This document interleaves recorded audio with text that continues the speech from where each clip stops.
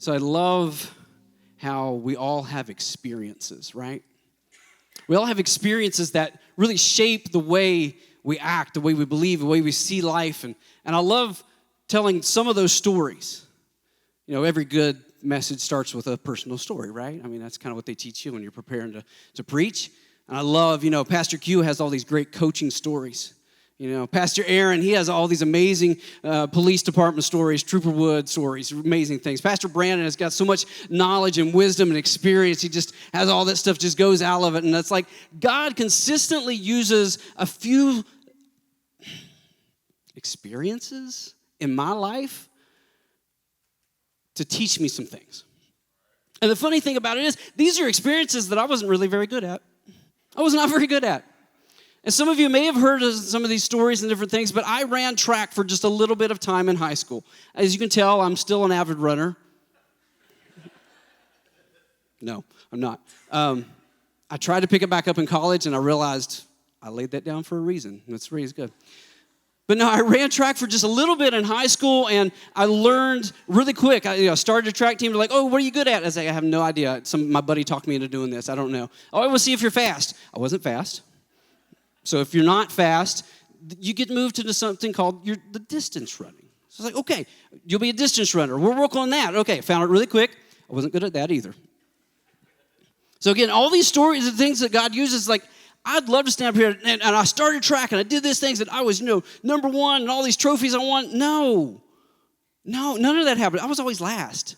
I mean, for the first season, I was always last, nearly always dead last. And for some reason, going into my senior year that fall, they talked me into running cross country. They with this allure of, it's not just running around a circle, you're running around in the woods. It's like, I like the woods. That sounds like fun. What they failed to tell me is sometimes you run uphill. Downhill, I'm cool with. Downhill's great, okay? Downhill's great. Uphill, no, not so much. Sometimes you have to jump over logs. Sometimes you're watching out for roots. But anyway, long story short, I had to learn that just because I wasn't good at it, I can condition my body to actually do it. There's something with distance running and cross-country running and everything that you have to learn. It's called endurance. Endurance. Yes, when you're running, cross-country is like 3.1 miles. You know how you get ready for that? How you train to run 3.1 miles? You run 5 or 6 every single day. You build endurance into your body. And even with all that conditioning and stuff, you're running that race, your adrenaline's pumped and everything, you're going forward, you're running uphill, downhill, dodging trees, through the woods, all these different things, but your legs get so tired. There were times my lungs felt like they were just going to burst out of my chest, but I had to keep going. Granted, I didn't always want to keep going. Sometimes I'd want to stop. Sometimes that grassy field that I'm running beside looked so nice. It's like, I could lay there. I bet you they'd forget about me. It's okay. I'm at the back of the field anyway. They'll just go home. It'll be okay. I'll take a nap. It's okay. No, but there were sometimes I just wanted to give up because it just hurt. It just hurt. It took endurance. I'm going to talk for just a moment here this morning about endurance. Enduring. Pushing forward. Continuing to go. So we're all on the same page. Let's look at the definition of endurance real quick. I love definitions because when I'm talking about something, I want to know exactly what it is I'm talking about. So I always go back to the dictionary and pull up, what does this even mean? Endurance means the ability to withstand hardship or adversity. The strength to continue or last. Especially, catch this, despite fatigue, stress, and other adverse conditions. I ran 3 miles in the woods, sometimes in the rain. That was not fun. That was not fun. But I had to push through to get to the end. To get to the end. Now, life, and my life now even, is not a cross-country race. Your life is not a cross-country race. But there are things that we have to go through in life, things that we are currently going through in life. You might be in that same situation, but this is hard. This is tough. I'm tired. But you have to keep pushing on. For you, maybe it's your relationships. Maybe it's a close friendship or a family member that it's struggling. You're praying, you're seeking God in the matter, you're trying to make amends, you're trying to keep that connection there. You're just not sure. But you keep moving forward. Maybe it's your marriage. You're working on it, okay? You're working on it. We're seeking correct counsel, and we're date nights together, and we're trying to be open and listen and work on our communication skills, and you may be even in a situation where it's an unbalanced marriage, where maybe your spouse is unsaved, but you continue to pray for their salvation. You continue to live and be that example before them. You just keep moving forward. Maybe it's healing. Maybe it's healing for a child. You keep seeking medical advice. You keep fasting and praying, and you're believing in healing. Change diets, whatever it is. There's something going on. And you just keep moving forward. Maybe it's your life's path. Maybe it's your calling. Maybe it's a ministry opportunity, your job. You're in this job, you're in this line of work, and it's really difficult, but you know it's what God's put in front of you, and you're going to continue to push forward. You're going to continue to be that witness, but it just feels like I don't know if there's any way out of this, and I don't know if this is really where I need to be. Just everything's a struggle sometimes. But you keep moving forward. Now, I know where you're at right now. You're looking at me, it's like, gosh, that was not super encouraging. Let me make it better. Life's hard. Listen, I'm sorry. If you didn't know that, life can be hard. Life can be hard, and sometimes it gets harder.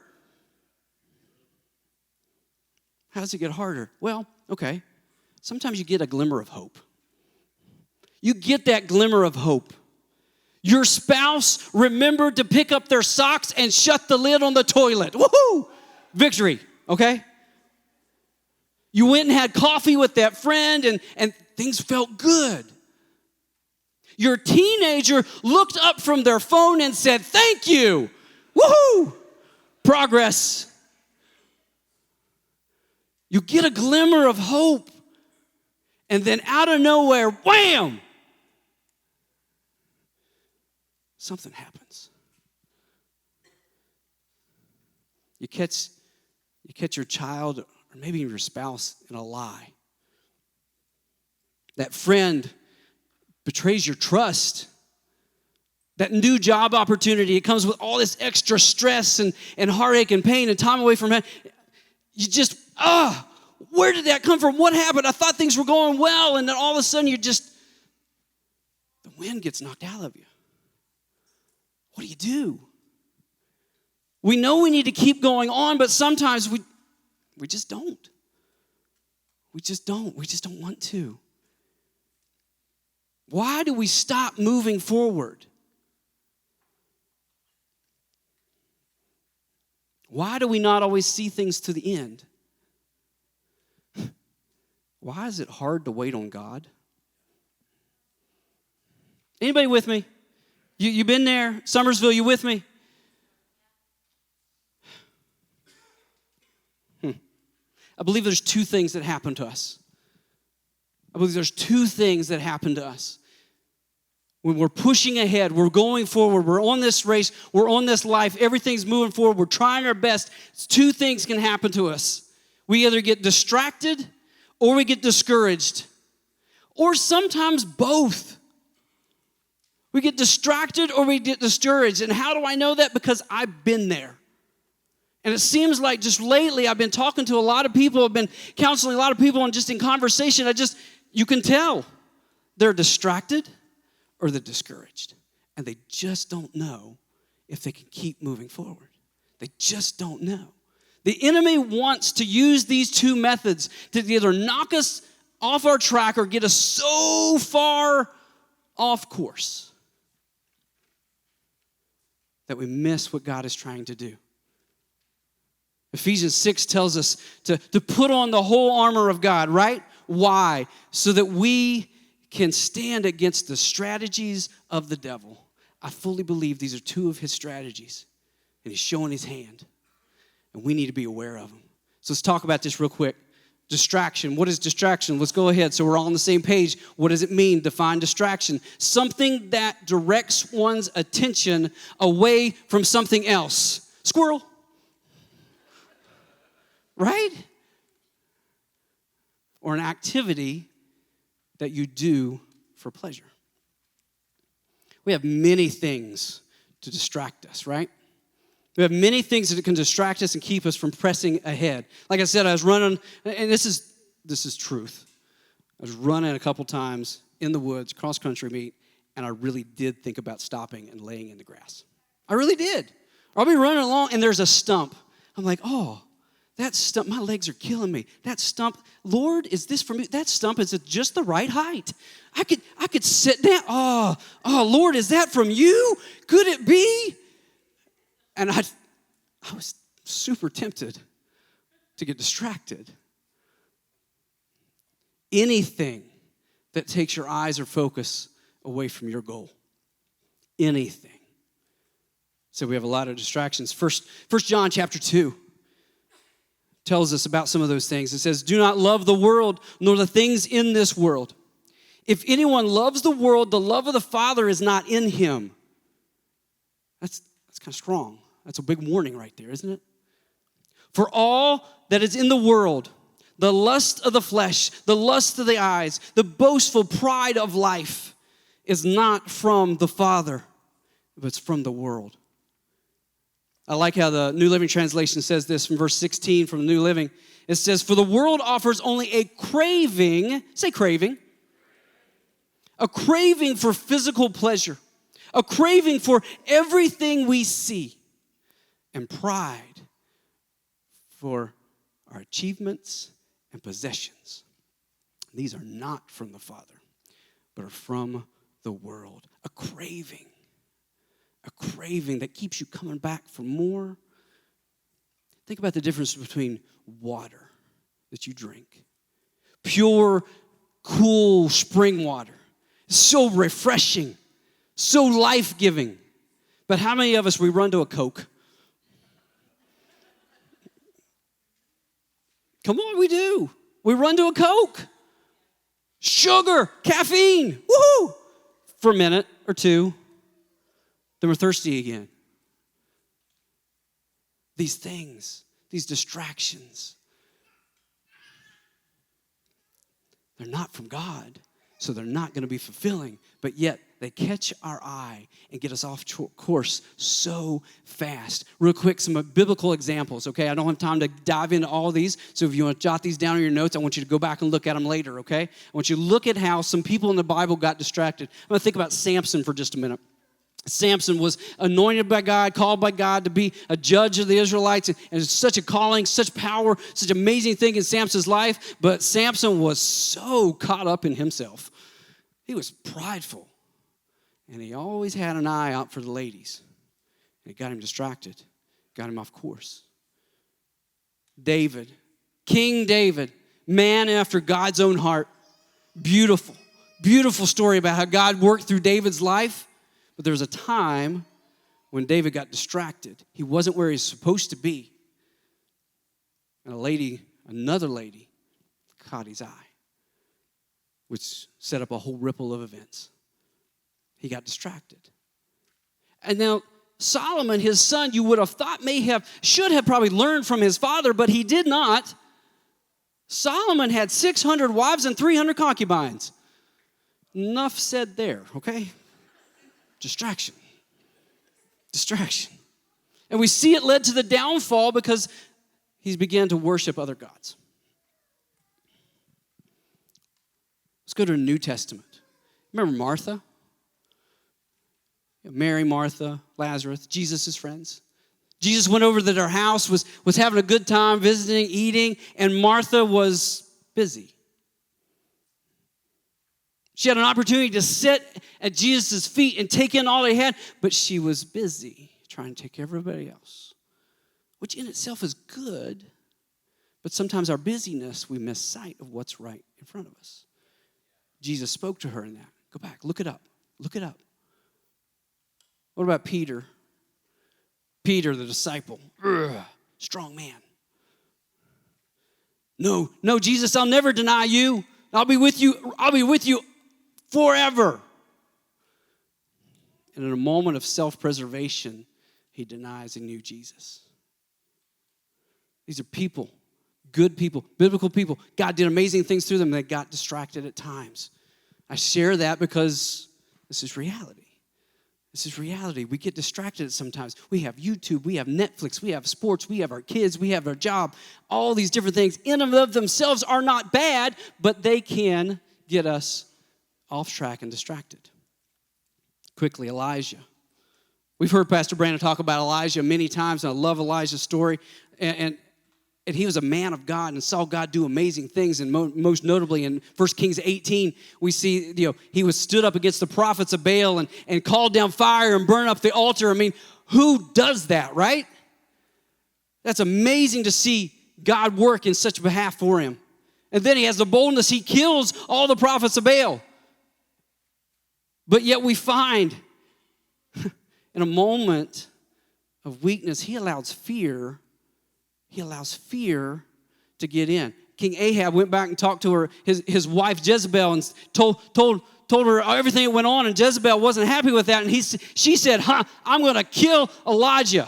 And sends out this decree, is going to kill. And Elijah heard about it. And in verse 3 of 1 Kings 19, it says, Elijah was afraid and fled for his life. He allowed fear to creep in, and it got him off track. How did it get him off track? Because for a moment, he allowed his fear and reverence for God to go lower and allowed his fear and reverence for Jezebel to go higher than God.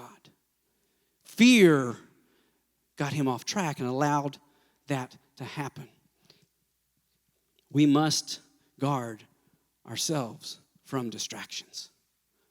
The second thing is discouragement. What is discouragement? Again, let's look at a definition. I'm a definition guy. We've already established that. The state of having lost your confidence or enthusiasm for something. Actions to prevent or try to prevent something from happening or someone from doing something. A feeling, catch this, of being less confident or less hopeful. You lost hope. We lost hope. We'll go back to Elijah for just a moment. Elijah's a perfect example of someone who got distracted and became discouraged because of it. 1 Kings 19, verse 4, we continue to see that Elijah says he went on alone into the wilderness. Okay, big warning right there. When does the enemy pounce? When does the devil pounce on us? When we're alone, okay? He went on alone into the wilderness. He traveled all day. He sat down under the solitary broom tree, prayed that he might die. I've had enough, Lord, he said. Take my life, for I am no better than my ancestors who have already died. Verse 5, well, it actually jumps to verse 9. He says, there he came to a cave. He's having a pity party. I mean, really, he's just having a pity party. He came to a cave where he spent the night, but the Lord said to him, what are you doing here, Elijah? What are you doing here? Verse 10, we hear his response. He said, Elijah replied, I have zealously served the Lord God Almighty, but the people of Israel, they've broken their covenant with you, tore down your altars, killed every one of your prophets, and I am the only one left. And now they're trying to kill me. What's he saying? He's saying, I'm tired of this. God, take me out. I'm the only one left. I have lost my hope. I've lost my hope. Why do we get discouraged so easily? Why do we get discouraged so easily? It's sometimes because we don't see the progress in our pushing. We don't see the progress in what's going on. We can usually handle some strength, some pushing, some pressing. We can usually handle it when we see bits and pieces of the process is going well and the progress is going well. Sometimes we see that, but I mean, how many of you've started the gym, you started that gym membership at the first of the year, but it lasted maybe a month, maybe a week, I don't know. You work really hard, you push, those push-ups were consistent every day, okay? You're starting to eat a little healthy, but the six-pack wasn't coming nearly as fast as you were hoping, and so you, whatever, why try? It happens. It happens. We need to learn how to stop walking by sight and walk by faith, 2 Corinthians 5:7. Stop walking by sight, walk by faith. Walk by faith. When I'm running along on those cross-country trails, I didn't always see the end. Because of the woods, sometimes we wouldn't even start at the same place we finished.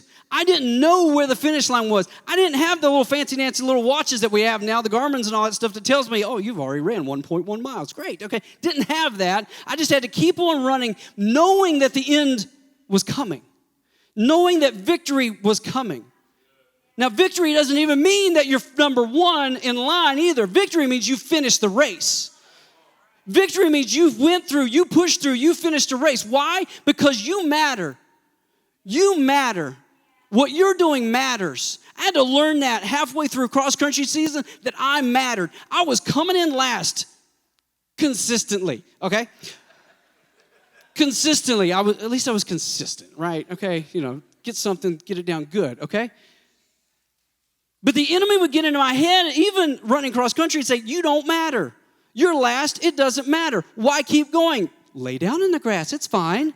Sit down on that stump. It'll be just fine. You don't matter. Until halfway through the season, I recognized that I did matter because I still was gaining points for my place, even if it was last. And because of my last, I finished the race. I gained a point, which allowed my team to win that competition. Listen, you matter. You're pushing, you're running, whatever it is God has set before you to do, you matter to someone else. We've talked many times, remember back at the bodybuilding series of messages, we are collectively in this together. You matter. So how do you endure? How do we endure? How do we keep pushing through? How do we keep moving forward? Hebrews 12 says this.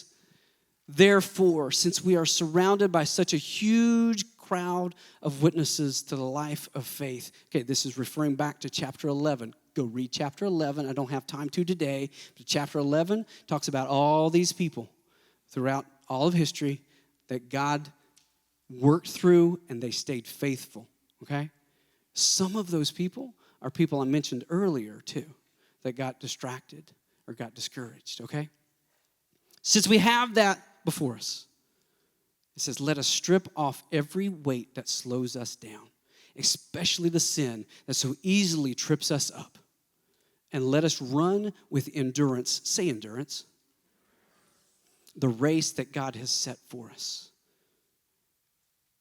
Verse 3 continues on. He says, we do this by keeping our eyes on Jesus, the champion who initiated and perfects our faith. Because of the joy awaiting him, he endured the cross, disregarding its shame. Now he is seated in a place of honor beside God's throne.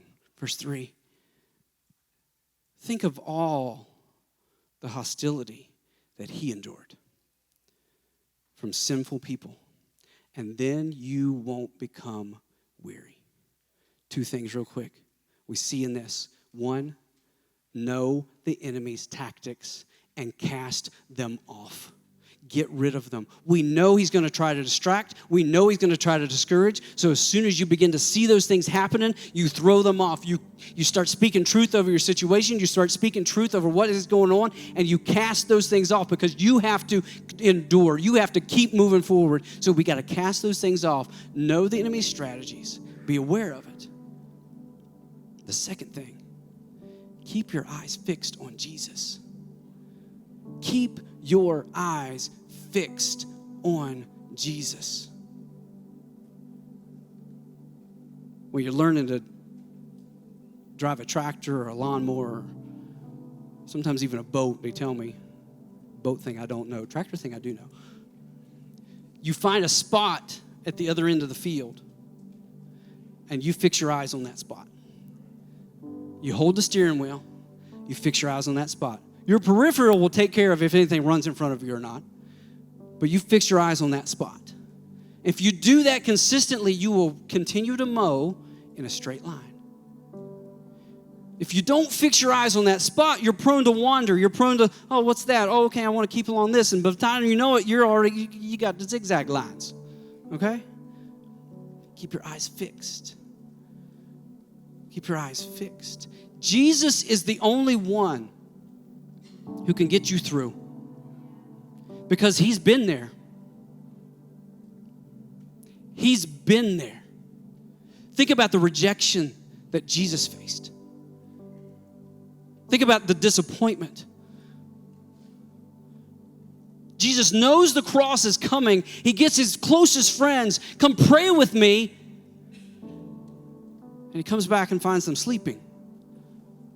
That hurt. I don't care who you are. That hurt.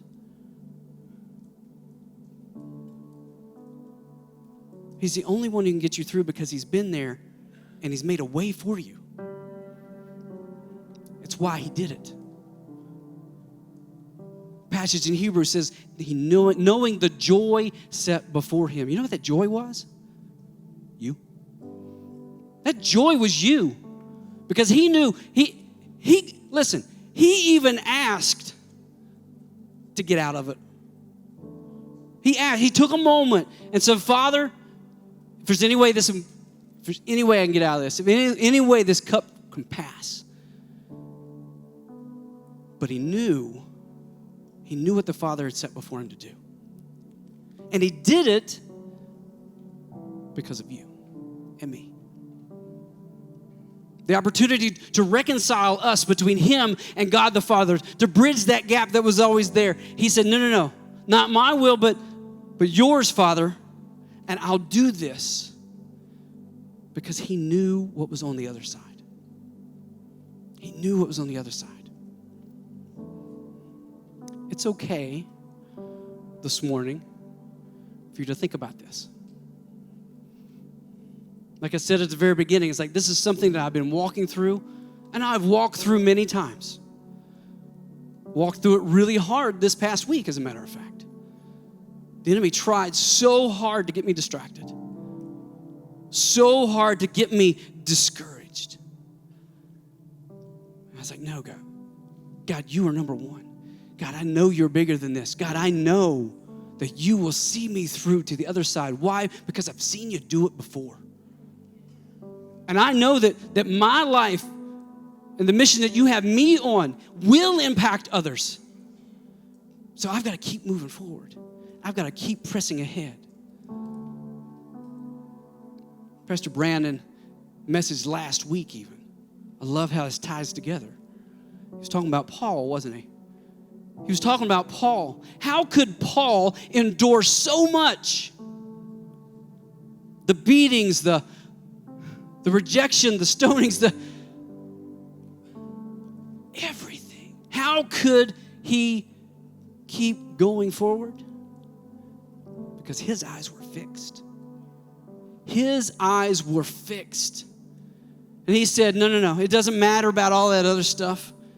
I'm in this 100%. I will allow my life to advance the gospel. With life or death, does not matter. I'm going to push ahead because people and their eternities matter. So where are you at today? Where are you at today? I know this isn't hitting everybody, but it's for somebody. Maybe we can recognize, you can see that you've been distracted. Fathers, your kids need you. Is there something distracting you?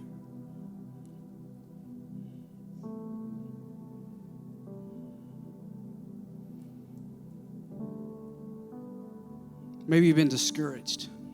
Things aren't going the way you thought they should. You hit that bump in the road. It's caught you off guard. It's taking your breath. You want to give up. And the enemy will get in your head and try to justify you giving up so well. Think about what Elijah was saying. Elijah looked at God and said, I've done everything for you, God. I have faithfully served you. I've been there before. But God, I've given up everything. God, I'm in ministry. God, I've taken this pay cut. God, I've done this. I've done this. I've done all this for you. Why is it so hard?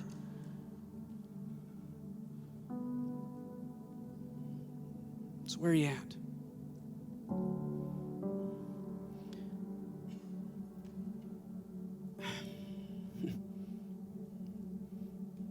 I want to encourage you with this.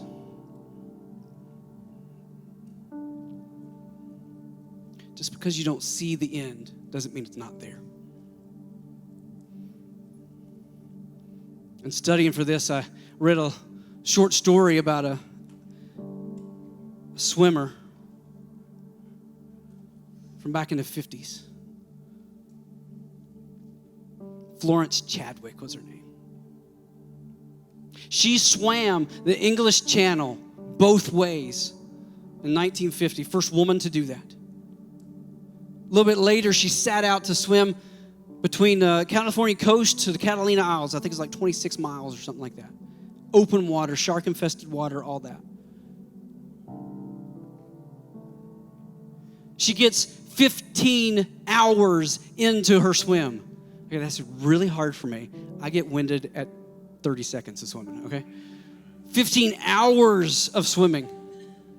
Heavy fog sets in. If you've ever been on the Pacific coast, those fogs are thick. So the water's choppy. She's got spotter boats around her, all that stuff, but this heavy fog sets in and she gets disoriented. She gets tired, a little distracted, and discouraged. And finally, she just calls it quits. She hops into the boat that's beside her, only to find out she was less than 1 mile from her destination. It was just right there.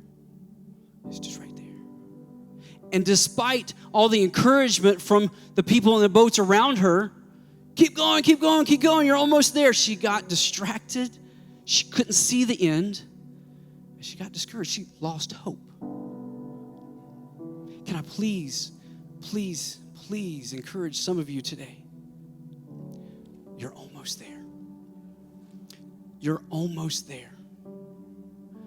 That marriage you're fighting for, keep fighting. Keep fighting. You're almost there. That son or daughter you've been praying for to come back home, don't give up. Don't give up. You're almost there.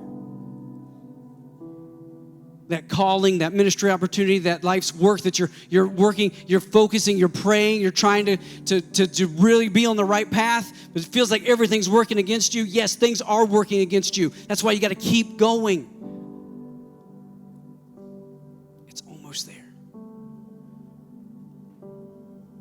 That healing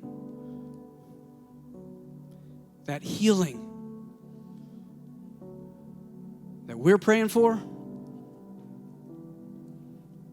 it's almost there. It's almost there. Don't give up.